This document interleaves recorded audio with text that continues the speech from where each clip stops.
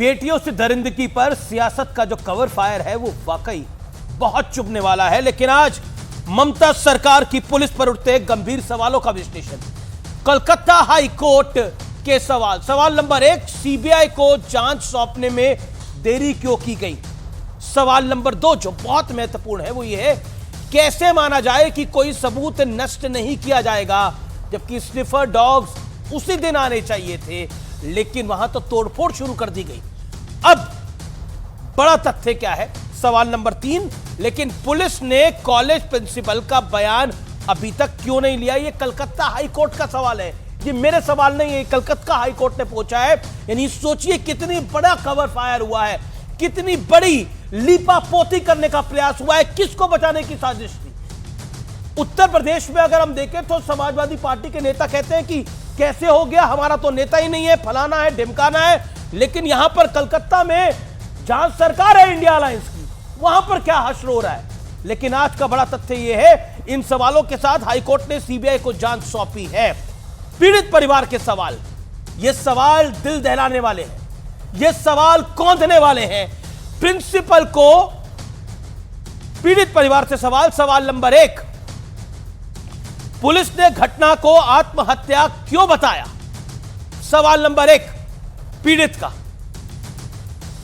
सवाल नंबर 2, माता पिता को शव देखने के लिए 3 घंटे तक का इंतजार क्यों करवाया गया। एक तो बेटी का पहले तो बताया कि उनकी बेटी ने आत्महत्या कर ली है, फिर 3 घंटे तक इंतजार करवाया और उसके बाद शव दिया।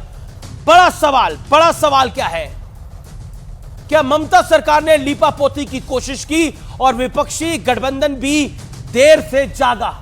आज 5 दिन हो गए, उसके बाद जागा। कई नेताओं ने तो अभी भी ये मुनासिब नहीं समझा कि इस विषय पर वो बयान दे। भारत के अंदर नहीं, ये इंटरनेशनली रिपोर्ट हो रहा है केस। इतना बड़ा मामला है ये, जैसे हमने दिल्ली में निर्भया कांड देखा था, उससे भीषण मामला है ये।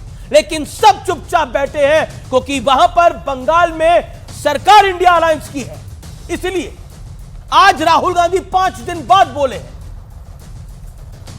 गौरव भाटिया मेरे साथ इस चर्चा में है, शुभराष्ट्र मेरे साथ इस चर्चा में है, विवेक श्रीवास्तव है मेरे साथ, अजीज खान है समाजवादी पार्टी के नेता प्रवक्ता, मेरे साथ तौसीफ खान है जो कि टीएमसी का अक्सर साथ देते हैं।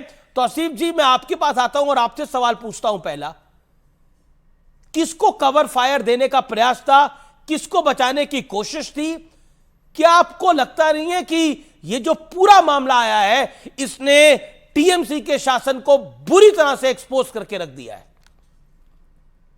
अमीश जी, ना तो किसी को कवर अप किया जा रहा है, ना ही किसी को कवर फायर दिया जा रहा है, और ना ही टीएमसी के प्रशासन को हाईकोर्ट ने जो है पुश कर दिया है।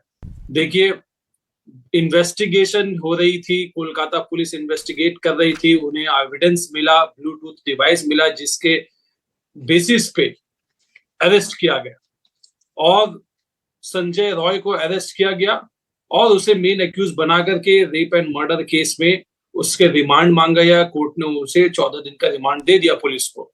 अब ये डिमांड हो रही थी प्रोटेस्टर्स द्वारा कि इसे जो हम और भी इसमें लोग इन्वॉल्व हैं, आप इसकी तफ्तीश कीजिए। ममता बनर्जी चीफ मिनिस्टर ने जाकर के मिला फैमिली मेंबर से, फैमिली मेंबर्स ने बोला कि मुझे आप पे भरोसा है।